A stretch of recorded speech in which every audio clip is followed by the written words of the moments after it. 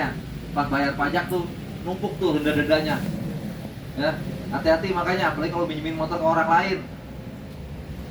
Ya, kalau ente nggak ada, biasanya polisi naruh mobil tempat orang yang biasa melawan arah.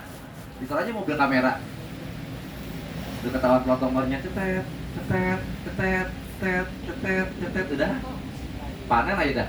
Ya, makanya biasakan Pak menjadi budaya kalau bisa, ya, menjadi budaya aman. Ketika budaya aman ini sudah kita penuhi, ya, akhirnya apa? Gojek bisa menjadi popor keselamatan. Ketika semua driver Gojek udah budaya aman, popor keselamatan, kira-kira nih kalau PT Gojek naikin tarif, customernya ngeluh nggak? Enggak, ya sesuai. Sekarang mau dinaikin, ngelihat lawan arah, jaketnya Gojek. Ya. Ya enggak? Ya. Itu tergantung kita bagaimana komunikasinya. Ya. Ingat, bapak-bapak ingat, kalau bapak-bapak kecelakaan, yang disalahin bukan customernya. Kalau bapak ditilang polisi, yang bayar tilangnya bukan customernya. Yang bayar tilang siapa? Oke. Nah lanjut. Ini potret lalu lintas di jalan nih bapak-bapak. Ya, banyak mana mobil sama motor? Banyak motor. Nih surveinya nih tuh. Ya, datanya. Negara dengan pengguna sepeda motor tertinggi. Yang pertama di Thailand. Indonesia ada urutan ketiga. Yang terakhir ini Brazil. Dari 10 besar ini, negara Eropa nggak ada. Ya, nggak ada. Pengguna motor di Eropa tuh minoritas Pak. Minoritas. Kalau mereka naik motor, safety gear-nya udah kayak pembalap. Ya, orang naik motor harganya kulit semua kok. Jaket kulit semua. Karena motornya motor benar. Ya, ini hadiah kuaci ya. Ya. Nah, di sini kita lihat nih. Eropa nggak ada, yang paling banyak Asia. Kenapa sih orang Eropa banyak pada nggak mau naik motor? Karena mereka sadar ketika naik motor resikonya jauh lebih tinggi. Biaya berobat Pak di Eropa itu mahal Pak. Apalagi nggak punya asuransi. Ya, kebanyakan orang bule itu punya asuransi Pak. Mau jiwanya, mau rumah tinggalnya itu pasti diasuransiin. Ada budgetnya masing-masing. Nah ngomong-ngomong asuransi nih, bapak-bapak ada yang belum ikut BPJS TK loh? Ada yang belum? Coba katakan belum. Banyak lagi. Berarti sisanya sudah. Yang belum, saran saya ikut. Saya bukan sales BPJS, bukan. Tapi selama 3 tahun, apa lebih tuh 5 tahun lah lebih kurang. Ya, itu sering kerja sama BPJS tuh. Saya sering dengar terus kalau mereka bicara. Jadi tahu. Ya, cicilannya cuma 16.500. 800 itu yang biasa-biasa. Yang cuma asuransi biasa aja. Yang pakai tabungan 38 apa 6? 36.800 itu yang ada tabungan. JKN ya masalah ya. Ada tabungannya. Ya. Alangkah baiknya bapak-bapak ikut. Bukan buat siapa-siapa itu, buat bapak semua. Harganya murah kok dibanding rokok saya Pak. Rokok saya itu di tas. Nggak bisa pamer. Ya. Nggak sampai 20.000 sebulan. Kita ngerokok 30.000 minimal satu hari. Ya. Gocap malah minimal bisa. Iya, gocap sih emang. Malu kemarin tadi saya beli di depan 48. Di Madura 42. Nah, lagu dikit sih nggak? Saya nggak cocok soalnya Pak rokok ketek. Bawaannya pengen muntah mulu kayak tembakau nyakut. Bukannya saya belagu, emang nggak bisa. Dulu saya pernah nyobain. Kalau Sampurnamil saya mual. Pernah nyobain juga. Semua rokok udah cobain sama saya dah. Apa yang linting bisa cobain dah. Nggak enak. Ya. Nah, selanjutnya nih. Angka kecelakaan tadi. Karena Gojek dituntut sama pemerintah untuk mengurangi angkanya, Ya, karena angka kemarin saja tuh tahun lalu secara nasional itu 152.000 Pak kecelakaan di Indonesia. Nasional, bukan Gojek doang. Korban jiwanya 27.000. Kerugian material 500 miliar. Angkanya tinggi. Dan tiap tahun itu biasanya ada razia itu sekitar 3, 4 sampai 5 kali. Razia besar-besaran. Ini targetnya ini nih. Di bawah umur biasa ini mah tahu semua pasti. Ya. Nah, kalau kita kecelakaan itu biasanya di awal di kesalahan. Dari pelanggaran. Kesalahannya apa biasanya? Yang paling gampang tuh ini Pak nih. Yang paling sering kita lihat nih. Mau belok bukan di jalurnya sendiri. Ambil jalur orang. Sedangkan di sini ada bangunan nih, tembok atau bangunan nih. Ada area blind spot atau sudut pandang terhalang. Kalau Bapak dekat truk, itu ada bacaannya tuh, truk BBM. Anda ada di area blind spot, segera menjauh. Tapi kebanyakan malah ngadep di sampingnya kalau panas-panas. Ya. Makanya tadi angkanya tinggi Pak kecelakaannya, bener nggak? Ya, nih seperti ini nih. Kalau seperti ini, bapak-bapak kalau mau belok, ambil di jalurnya, usahakan ambil sudut terjauhnya, jangan yang terdekat. Boleh nggak di sini? Boleh oleh jalur bapak, tapi biasanya mobil atau truk itu akan ngambil haluan. Dan ketika ngambil haluan, ketika bapak ada di belakang truk, truk ini ambil haluan, jangan langsung nyerodok kiri. Banyak yang udah kegecet. Banyak yang meninggal Pak. Wah, kesempatan langsung masuk. Ternyata nggak ngeliat. Karena tadi truk itu nggak ada area blind besar. Makanya nggak heran tuh. Di kaca spionnya banyak tuh, satu tiang bisa jadi 4 tuh kaca spion. Yang satu ke bawah, yang satu ke depan, yang satu standar, yang satu agak sedikit. Untuk mengurangi area blind tadi. Ya. Jadi jauhin dah kayak tergede-gede begitu. Dan dekat-dekat. Karena kebiasaan seperti ini, ketemu jalan lurus, macet. Nih, seperti ini. Jadi kalau macet, ambil kiri dulu. Kalau kiri nggak bisa nggak belok sini ya, Bro? Nyalip di sini. Boleh-boleh aja, cuma dilihat situasinya. Ini jalannya besar nggak?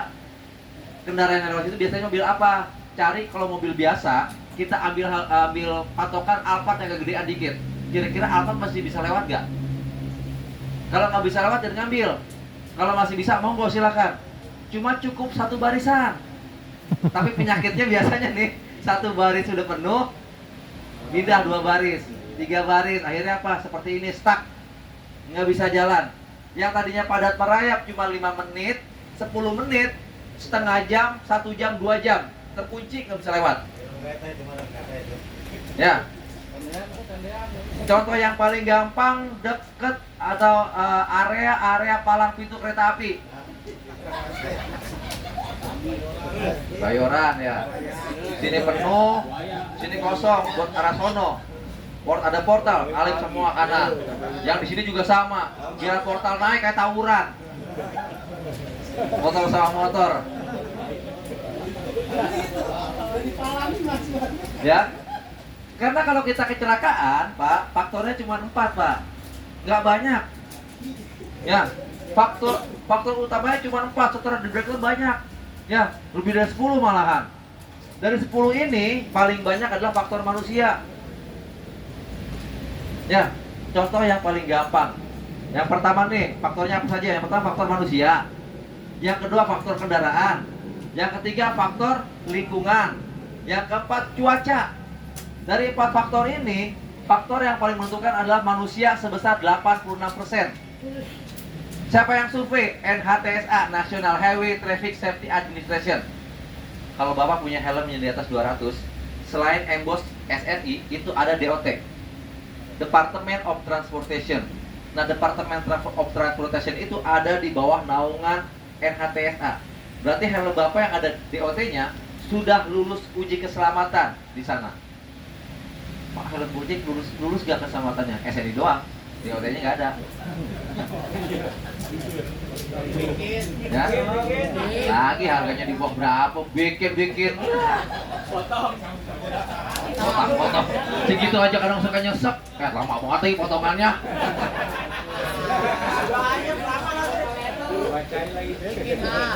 Ya, nih dari 4 faktor ini, contoh paling konkret nih, contoh paling nyata nih ya.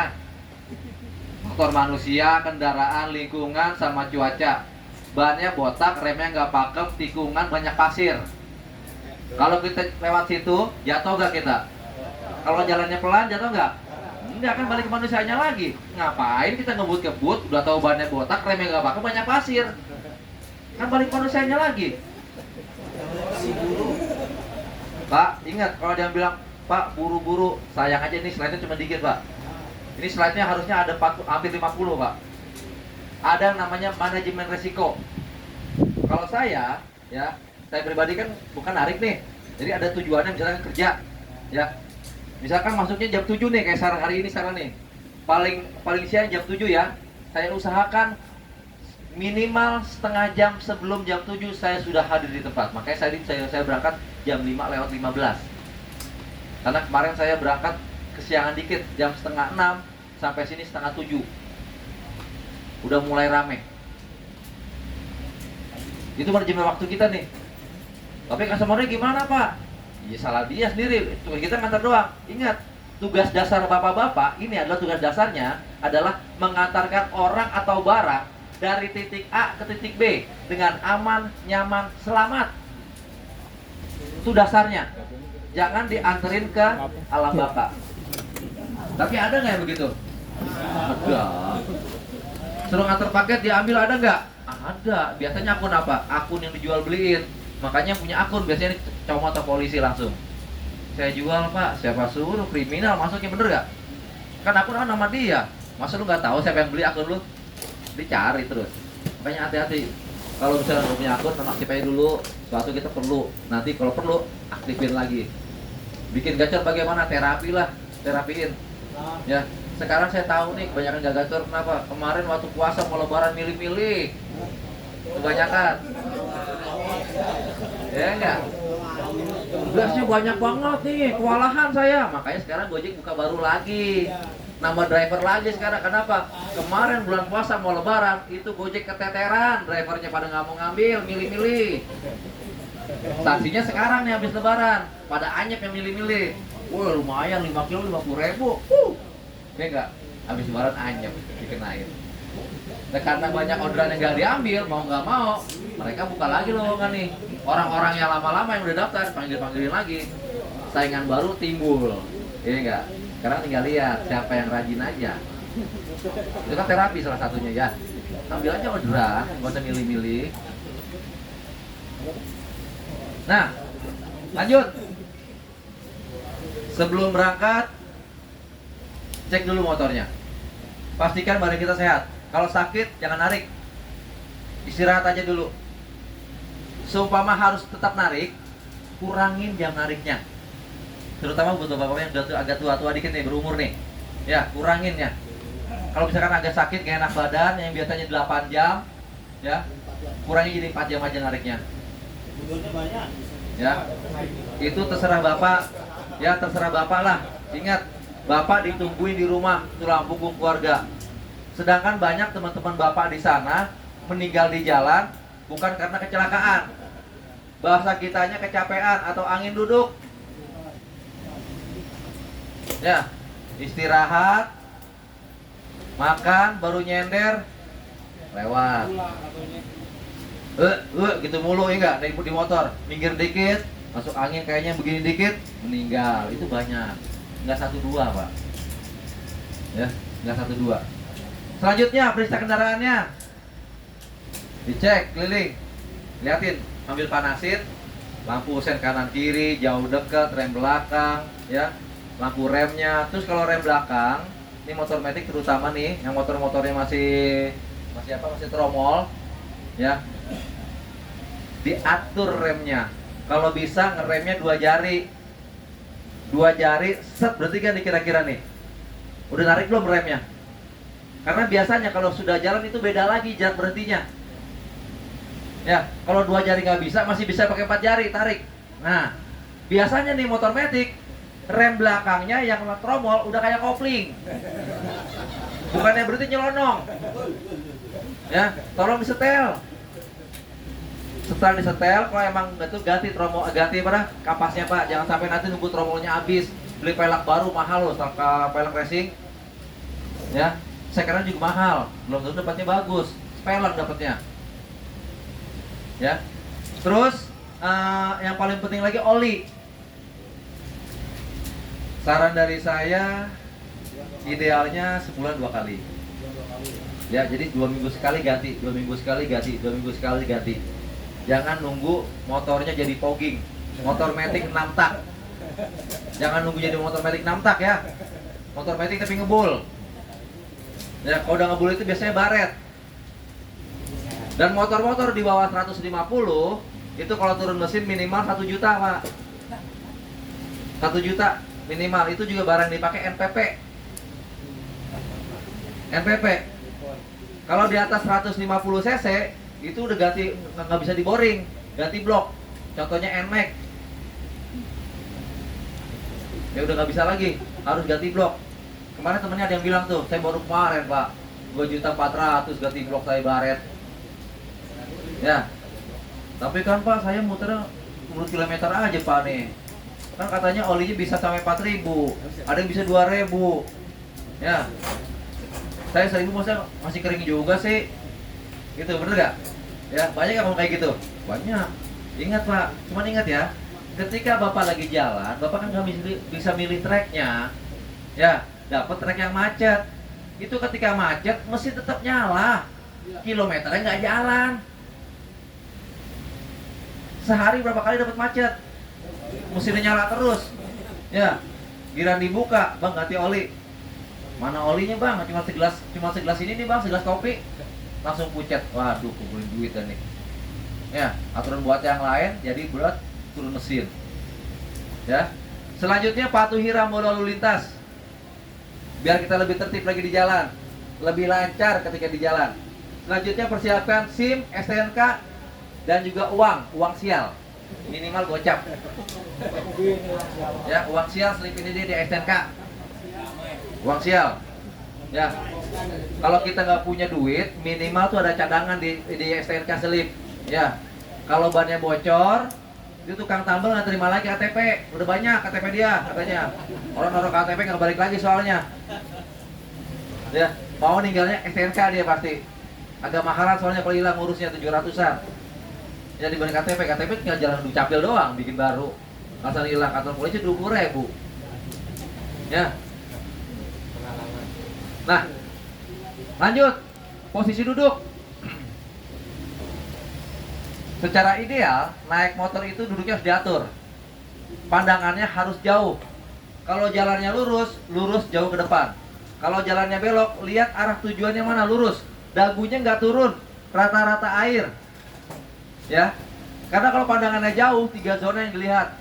Zona melihat, zona analisa, zona reaksi. Jadi 3 zona. Sedangkan kalau pandangannya turun, dagunya turun, yang dilihat speedometer biasanya nih, sama handphone di holder. Akhirnya apa? Cuma 2 zona yang dilihat. Zona melihat, langsung zona reaksi. Tidak ada analisanya. Contoh, lagi ngeliatin speedometer atau handphone, ngelihat ada rem mendadak depan. Akhirnya apa? Abis ngeliat, langsung reaksi. Nggak ada analisa, main buah kanan aja. Kanannya kosong apa enggak? Kalau ada mobil, kayak tadi itu rekan bapak ada di Selipi, baru kecelakaan tadi. Baru tadi saat saya cerita, Bang, ntar lu Bang ya, saya nggak masuk dulu nih, lagi ribet nih. Ada mitra yang ketabrak nih. Jadi main belok-belok aja, nggak ngecek kaca spion, nggak pakai nengok, ya langsung belok, ada mobil dihajar. Ya. Jadi biasakan kita pandangannya jauh. Biar ada namanya waktu analisa. Nah, ketika berboncengan bagaimana Pak? Idealnya berbonceng. Itu ntar dulu dah. Tangan dulu, tangan. Pandangan sudah, sekarang tangan. Tangannya membentuk sudut V. Kayak orang naik motor trail. Jangan lurus, ini mah nggak enak. Banyak yang dibuka, cuman ada sikutnya turun. Jangan turun Pak, kalau bisa jangan turun. Pegel, lama-lama biasa. Biasanya begini. Kenapa nggak boleh turun? Karena ketika Bapak turun, Bapak melakukan hard braking atau ngerem mendadak, ya, itu akan kedorong dari belakang ke depan dengan namanya gaya inersia, gaya dorong dari belakang. Pasti maju. Kalau sendiri, kalau sama anak di depan, anaknya kedorong, mukanya kena speedometer. Pernah kejadian? Makanya sering banyak tuh motor-motor metik atau motor bebek tuh di depannya ada bantal di speedometernya. Biasanya pernah kejadian kalau begitu. Udah trauma duluan. Ya. Tangan dibuka sudah. Terus kakinya rapat, tidak keluar dari fairing. Kalau motor-motornya laki, jepit tangkinya. Tujuannya buat apa? Biar bobot kendaraan dan bobot kita pengendara ini menjadi satu. Motor akan jauh lebih mudah kita kendalikan ketika bobotnya menyatu semua. Ya, menyatu semua lebih mudah dikendalikan dibanding Bapak lepas tangan. Bapak lepas tangan nih misalkan. Lepas tangan, ya, itu kakinya ingat-ingat, kakinya dirapetin apa dibuka? Rapetin apa buka? Kalau ada yang bilang buka, angkat tangan. Nanti coba Bapak contoh praktekin, tapi jangan di sini, di rumah. Karena kalau Bapak kecelakaan di sini, saya tanggung jawab. Nanti main di rumah. Ya karena mayoritas nanti jatuh. Karena distribusi bobotnya nggak menyatu. Karena kalau menyatu, kita nggak megang setir aja bisa belok, Pak. Kecepatan 60, lepas gasnya, tes. Rapat semuanya. Kita miring kiri, motor akan belok ke kiri. Kita belok kanan, miring kanan, motor akan belok ke kanan. Kita tegap lagi, motor akan diri lagi jatuh. Karena distribusi bobotnya menyatu. Pak, masalahnya kalau bawa barang bagaimana? Sama aja, cuman sekarang barangnya juga harus menyatu sama kendaraannya sama pengemudinya. Nah, masalah distribusi bobot balik ke boncengan, ya. Berarti bobot membonceng, yang dibonceng ini juga harus sama. Kan nggak mungkin bapak-bapak nyuruh mendekat, bener nggak? Entah kena pelecehan pasalnya, kena suspend. Ya, minimal ini dengkul yang di belakang itu nempel sama bodi motornya. Misalnya motornya NMAX nih, kan nggak mungkin kekuatan maju, bener nggak? Sedangkan setting joknya biasanya udah ada gitu tuh. Kalau NMAX nih biasanya bener nggak? Udah deh, gue lah, ya. Udah gitu jauh, minimal nih dengkulnya kena bodi motor. Biarpun agak di belakang kena bodi motor, itu jauh lebih mudah dikendalikan dibanding di belakang gini pegang behel. Bener gak? Iya berat. Dan kebanyakan yang duduk di belakang itu nggak pernah bawa motor atau nggak bisa bawa motor.